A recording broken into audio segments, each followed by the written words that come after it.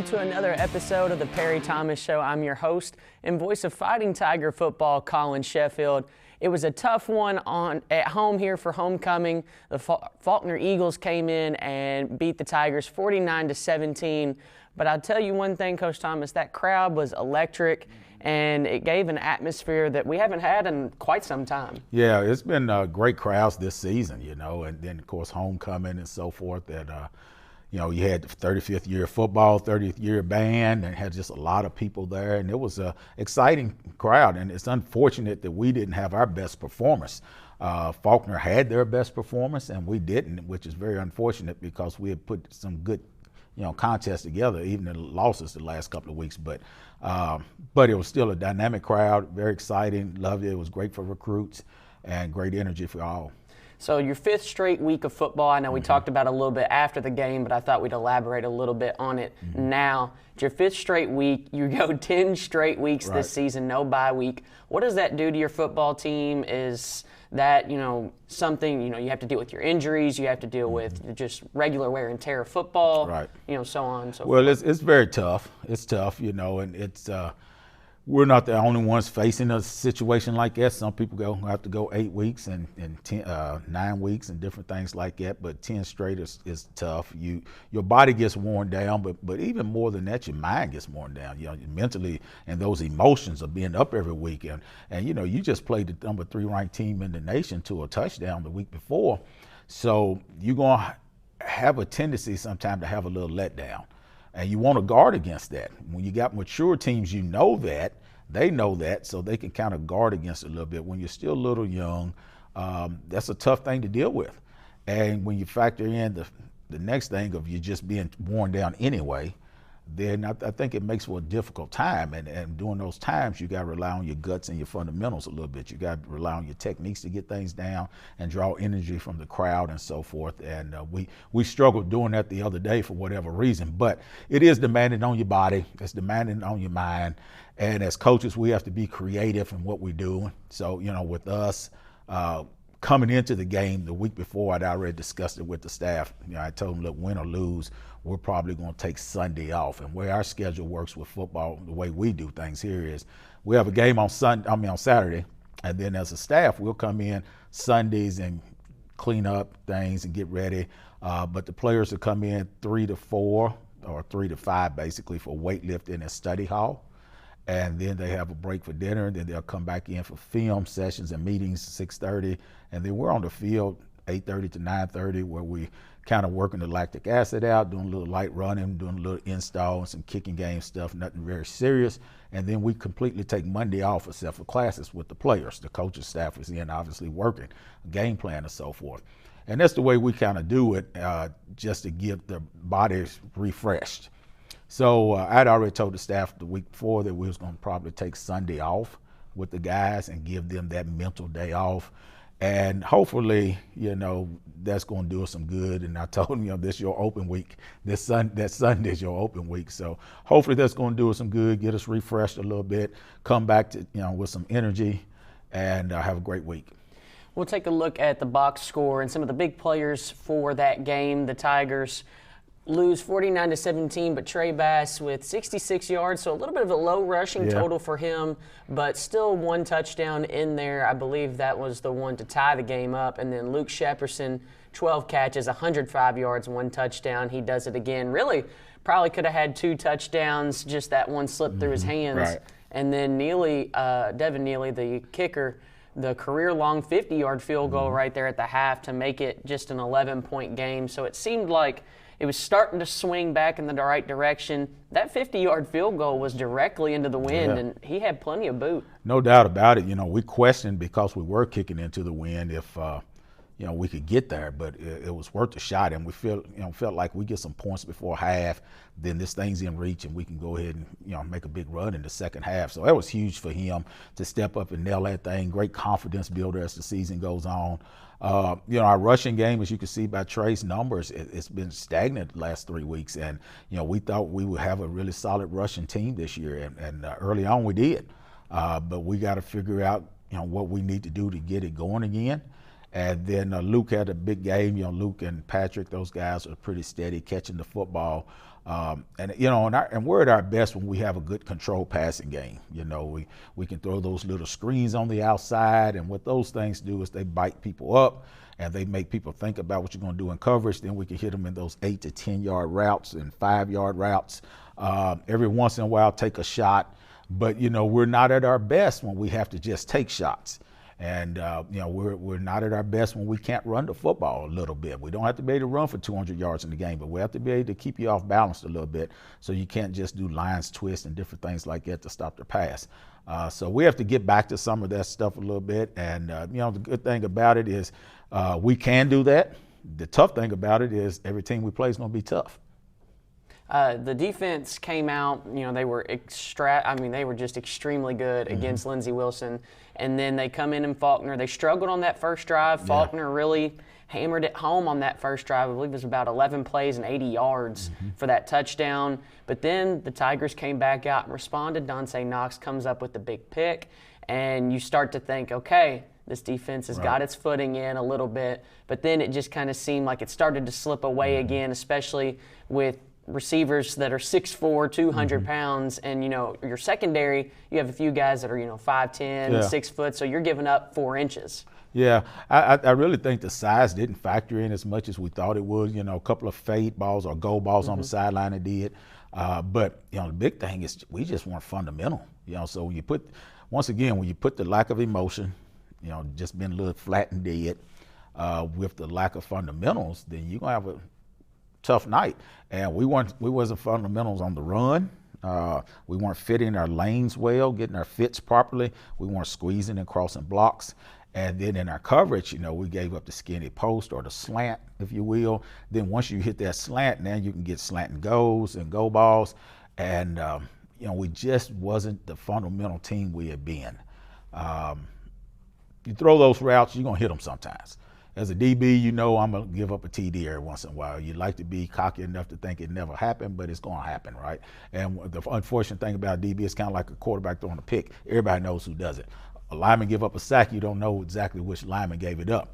But a DB, they're kind of exploited sometimes. But fundamentally, we didn't play sound at all on defense. We typically are pretty fundamental, and we play really hard. And I thought the other day we played not as hard. And we wasn't fundamental, and it just made for a tough night.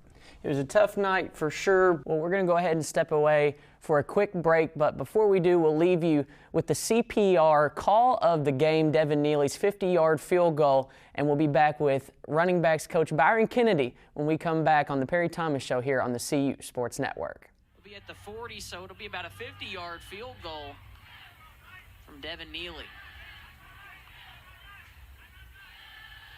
That'll be his longest this season. I'm not sure what his career long is. I'd say it's probably pretty close. Yeah, I would say we're probably bordering it if it isn't a career long. There's the snap, the hold. It's got the boot, and he's got it. Okay. Neely tacks on 3, a 50-yard field goal from Devin Neely will cut the deficit just a little bit to an 11-point ball game, as the Tigers trail the Eagles 28-17.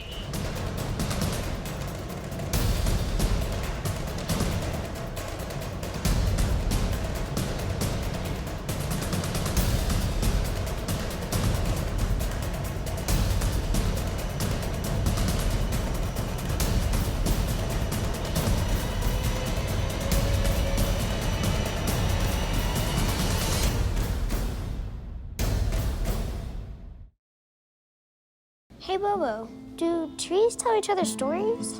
I'm sorry. I'm afraid I don't know that. Hey, why don't we go find out? Listen. Can birds draw pictures? I don't have an answer for that. Dad, do stars visit their friends? Look!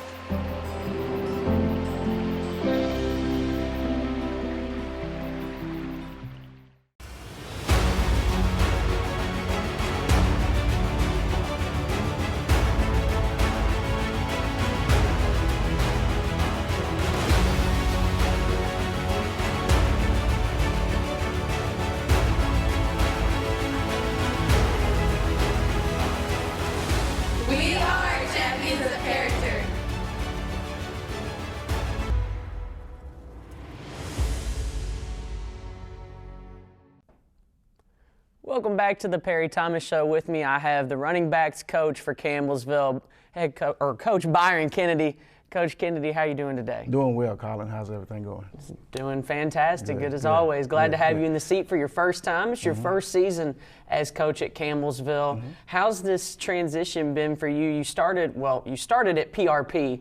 I'm from Butler. Okay. So, you know, a little bit of bad blood here between us. But nonetheless, we're here now for Tigers. You went from D2, you come to Campbellsville, back to your alma mater. Right. What has that transition been like for you? The transition's been great. You know, the coaching staff has welcomed me with open arms. Coach Thomas, Coach Perdue, and all those guys wanted me to come in and try to, you know, help with the ground game and, you know, try to get those guys to play at the elite level. And just me coming here and talking to those guys, building a bond before the season got started. It's been exciting work with those guys. They, you know, hard workers. So my transition's been really great coming here to Campbellsville. So you started, I mentioned this was your alma mater. Yeah. So you won a conference championship with the Tigers in 1997. Yes, sir. And you were an all-conference, first-team all-conference selection. Right. Talk about a little bit maybe of how your playing days have helped you move forward into your coaching days. Right. In my playing days, you know, I always wanted to work on crafts that could make me a better running back, such as stiff arm, hand drills for when you're falling.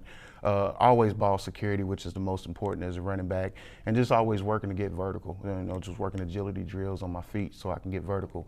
And I take those things and, you know, and I implement them in my drills that I do with those guys that we have in our backfield. And those guys do a great job adapting to those drills and really using that and putting that into their mastery as running back so that they can increase their running back skills. So. I know one thing that we talk about all the time on the broadcast during the games with these running backs is just that after that first hit, it never seems like they go down very often on the first hit. Right. They're usually able to bounce off. They keep to their feet, and even when they have 2 or 3 guys on them, they continue to churn the legs. Right. Those guys, and you know, in drills that we implement in practice, it really works on those guys coming to base, having a good footage so that they can make good cuts, stay balanced, and at the same time, like I said, use hand drills so when they do get hit, start to get knocked down, they can put that hand down, able to keep their balance and then stay up and, you know, continue to run on their carry. So those guys do a great job at those drills, and there's other drills we've implemented too that really, you know, works into their mastery. So those guys are really hard workers, and it's just been a pleasure to coach those guys.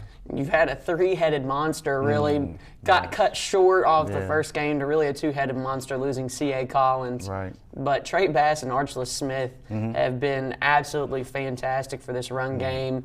They've been a little stifled as of late, but still producing pretty well for the touchdowns. Right. Those guys, you know, again, they're really hard workers. They come to practice every day, no complaint. Really looking forward to what I'm putting in practice for that day for Indy. Those guys look forward to coming to that. So, you know, again, I always want to challenge those guys, really just improve their skill set so they can have a weaponry of different arsenals to use out there on the field so that it can help them become better players and really get those yards and touchdowns that we needed them to get. So we saw in these past few weeks the run games kind of struggled. They were stifled a little bit with Lindsey Wilson, but these teams have been selling out on the run, and the offensive line has started to look like they've struggled a little bit. How important, I guess, can we overstate the importance of the offensive line when you move into the run game? Yeah, I think, you know, just importantly, all of us collectively as offensive unit need to understand that, you know, we have to understand our alignment, our assignment, and our execution each play. So, you know, there's no really, you know, at fault finger pointing in there. Just as a unit, we really have to focus on us and what we have to do to execute the play that's called by Coach Perdue, and so that we can get the best gain on each play, if not a touchdown. So, yeah. You're running up on the Phoenix team that seems like they tend to stop the rush once again a little bit more. They tend to give up a lot more passing yards than they do rushing. What have you seen out of them? Does it look similar to any of the defenses that you've seen so far this season? Yes, they're similar. They run, you know, 4-2-5. They'll shift into a 5-1-5. Do a little bit of 3-3, 3-3-6, so that way, or 5, that way that they can, you know, cause more confusion up front. But I think this week, and you know, seeing those things and working up front, we'll be able to pick those things up and definitely look to have a better day on the field this week.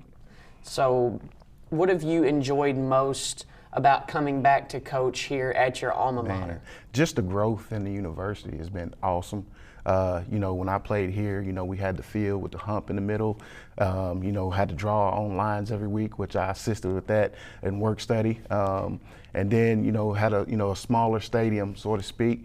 Even though I had a great time yet, but the growth from then to now has been outstanding. Just been proud to have been a part of the university and now coming back as a coach. So just love everything about Campbellsville, and it was the greatest 4 years of my life, and just so ecstatic to be back and be a part of the university again as a coach. I always love to ask our players that turn coaches, and usually I know the answer, but I'd like to hear yours anyway. Yeah. What's it like when you're on the sidelines in these games? Do you just itch to get back out there? I do. I think we all do. Coach Brown, Coach Atwood, Coach Gibbs. You know, those guys are like my brothers. I told them guys, you know, I know we are, you know, coaching, co-coaching staff, but being that they put sweat and tears on that field just like I did, those are like brothers to me. But we always talk about the fact that we would love to put those pads on one more time. So when I see my guys out there running and there's something that they may not have done that we've worked on, I would love to just, you know, step in just to show them, give them a visual show on what we were looking for in that situation. But at the same time, I come to a realization, you know, I'm 45, those days are long behind me, so you got to let those guys, you know, do their thing. So. Do you ever tend to, do you feel like having coaches that used to be players, especially for this team, do you feel like that helps them in their coaching? Does it feel like it helps this coaching staff blend together a little more? Yeah, just, you know, just understanding the coaches who've played here. Just we have an understanding of the tradition of Campbellsville, and we know, you know, what it takes for to play at an elite level. So we want to pass that thing off to the guys who are playing now. And nothing to take away from the other coaches on staff, because everybody's doing a great job. But we have the extra motivation because of the pride within the university as former players. There's a coaching now, so yeah. So you have Mid-South Conference Championship. It was one of the first few that the Tigers ever had won. Right. Take me back just in time to that moment when, you know, you're starting to really build up a program. Right. That year was very special coming in. We had Jodan Looney was the quarterback. Timmy Mays was the starting running back. You know, I started an all-special team. Coach Gray, Coach Finley, Coach Reiner, all of those guys, all the offensive staff. Billy Troutman was the running back coach for me at that time. But just having that team and how special it was going into that season, and how we knew we can really put up points. Defense was outstanding on the other side. Had a lot of stout guys over there that were stopping and run, just picking off passes that year. So it was an amazing run. We all felt it before the season started. So to complete that task at the end, beating Georgetown down in Georgetown in the snow, it was cold outside, but we didn't feel a thing because we know how the importance of that game. And just to come out on top and, you know, get a championship that year was just special for the university. Well, it's certainly good to have you back, Coach. I'd like to thank you for stopping by. Don't go anywhere, because when we come back, we're going to talk with Coach Thomas about the upcoming matchup with the Cumberland Phoenix here on the CU Sports Network.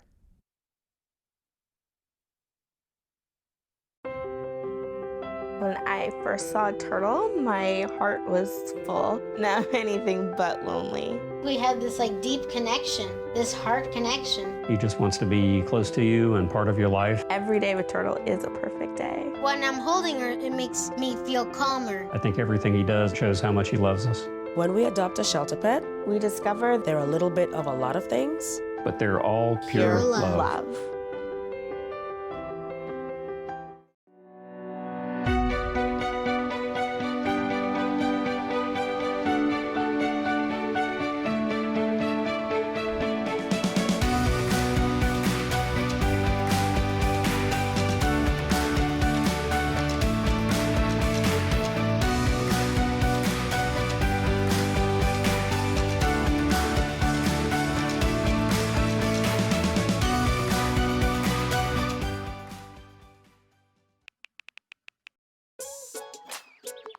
Worried about your friend but don't know how to reach out? You can say how are you or get a fake tattoo. You can ask with an app if it works for you.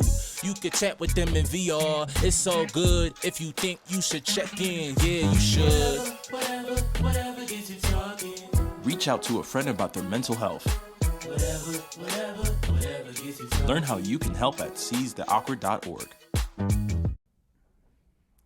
Welcome back to the Perry Thomas Show. With me, as always, head coach Perry Thomas. Tigers go on the road this weekend to Lebanon, Tennessee, as they face off against the Cumberland Phoenix. That kickoff set for 5 p.m. Eastern. I believe it's 4 Central where they're at.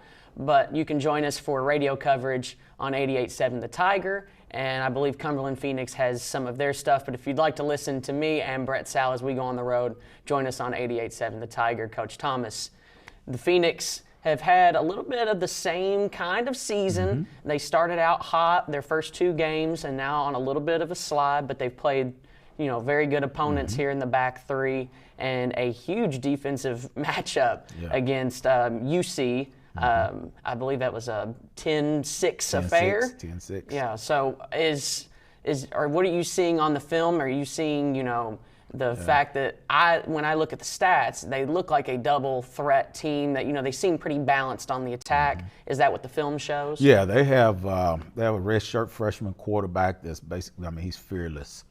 He runs the ball really well, and he just throws the ball. He'll throw the ball in the middle of the field, and he makes good throws. But they have the best running back, maybe the best running back in the league. The Shepherd kid, he's a junior, and I'm not sure he's the best, but he's got to be one of the top 2 or 3. He's really good. We've played against him for a couple of years now, and he's fast, he's quick, he's strong, he's athletic, very mobile, has great vision, and he can break, touchdown run at any moment. And they have a couple other good backs also. So they're very good on the offense. They mix it up, pass and run. I think they're about 50-50. Pretty much on yardage when it comes to those. So they mix it up very good on the pass and the run. And defensively, they're very stout on defense. They're going to get after you in the box, 4-2-5, a little bit of 3-4, and they're going to get after you. The thing you'll see with Faulkner, the thing you see with us, the thing you see with Cumberland is you can look at the record and you say, well, they're 2-3 or whatever, but, everybody's playing these same people, right? We're playing all the same people that are really good people in this division. And all of us right now are still just maybe a class away, a step behind a little bit. Faulkner being a little closer, obviously the other day. But you look at Cumberland, they lost to University of Cumberland's in a 10-6 game. A block punt was University of Cumberland's touchdown. They blocked a punt in the first quarter, I believe. And then they kicked a field goal late, and that's the difference in the game right there. Very, very, very good football team. They play hard. They're going to get after you, and they're going to be hungry. They're going into this game probably the same thinking that I'm hoping we have is like, look, we got to get back to winning. We started off hot, and we made great improvement from last year, but now we got to get back to winning. We don't want to be sub 500. So let's go out and be ready to play. So it should be an interesting game Saturday. I liked a couple of the points that you made, especially with the blocked punt. They had 3 block kicks throughout that whole game UC did on Cumberland Phoenix. And is that something that seems to be a trend for their special teams? And if so, do you look to pick that apart? Or? Well, it was something that was a trend Saturday for them. Yeah. It really was. They haven't had a lot of that throughout the year, but Saturday, for whatever reason, they had 3. So yes, we're gonna try to take advantage of that. We're gonna see where we can pick and choose our spots and get after them. We've blocked some kicks, this year, and we've been very, very close at blocking some punts. So we're gonna, we're gonna shoot our shot also and see if we can get through our and show up our kicking game. I thought we made improvement the other day in our kicking game, and we have to continue to do that. Block kicks are huge. So if we have that opportunity, we're certainly going to go after them. What does that kicking game, you mentioned it getting better, what does that do for your offense on the field moving forward, that you have a kicker that you feel like you can trust a little more? Well, it puts our OC in a better call position. He knows that unless we're really behind, we don't always have to score touchdowns. So we can try to get, I think at the end of the first half, we'll tell them, look, let's get another 5. If we can get another 5, we can take a field goal. So now it kind of directs his play calling a little better. It also helps us to know when, you know, we should go for it on 4th down, or when we should try a kick, or when we should punt even.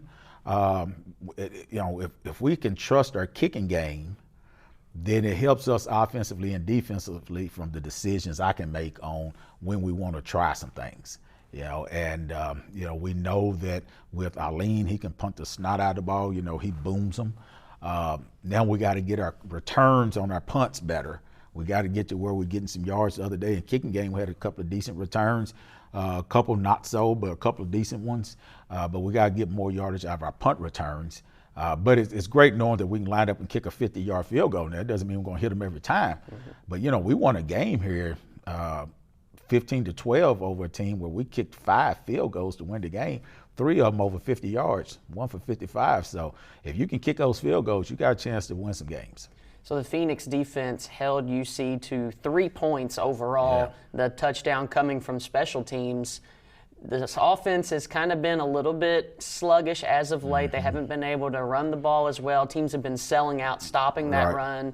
They've been stopping up on the edge, blowing up a few of those screen plays.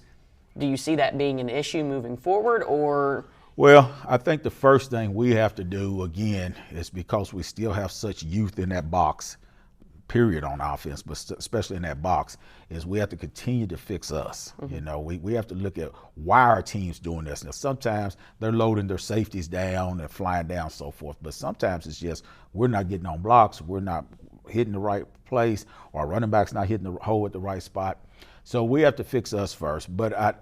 And then from there, we have to continue the game plan. So, you know, we still have to run those screens out there because that's our best bet. You know, a screen to me is like a run.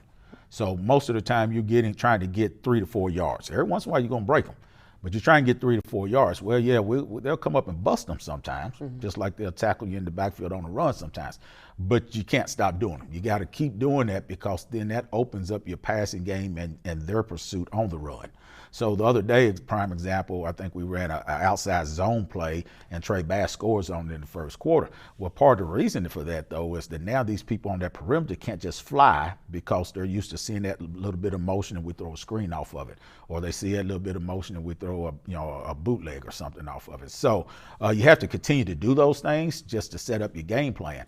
But, you know, we have to fix ourselves. We got to look at why are we failing other than the fact that maybe people are loading up on something in game plan, and why are we failing? And most of the time it's our fundamentals, you know, so we have to be more fundamental in every position over there to get those things done. Faulkner didn't use their tight end except for really as a blocker. They didn't use him in the passing game at all. So moving forward, though, Cumberland tends to use their tight end a lot, and he's a big 6'4", 200-pound tight end. He has over 20 catches on the season, over 200 yards, a couple touchdowns. Is there anything that the defense has to do to sell out to stop that, or I think keep sticking to man? Yeah, I think you have to be sound everywhere, but you have to get hands on him, even in the run. You know, most of the time their runs are going to be to him. Faulkner's H-back, you know, he was a really good blocker. So most of the time with Cumberland, their runs are going to be to him. And I think when he's on routes, you got to get a hand on him. You don't have to necessarily stick to him, but you got to get a hand on him. Reroute is what we call it. You got to reroute him so the quarterback can't just go to him first instinct. He's got to look off. Now, most of the time with a young quarterback, he's a redshirt freshman. So unless you're really good and you have time in the box, once you look off of him and you see it's not there, it's hard to come back and look here and then go back to him. So we have to do that, and then I think we have to get after the QB a little bit. You know, we have to make him a little uncomfortable. He is a redshirt freshman, which means he doesn't have a lot of reps back there at the collegiate level, and we have to make it uncomfortable for him. Well, thank you, Coach Thomas. Tigers go on the road to face off against the Cumberland Phoenix in Lebanon, Tennessee. That kickoff set for 5 o'clock Eastern. You can join us on 88.7 The Tiger for coverage of that game. Myself and Brett Sal will be on the road calling that one. I'd like to thank Coach Thomas and Coach Byron Kennedy for stopping by and having a conversation with us. Be sure to join us next time on the Perry Thomas Show here on the CU Sports Network.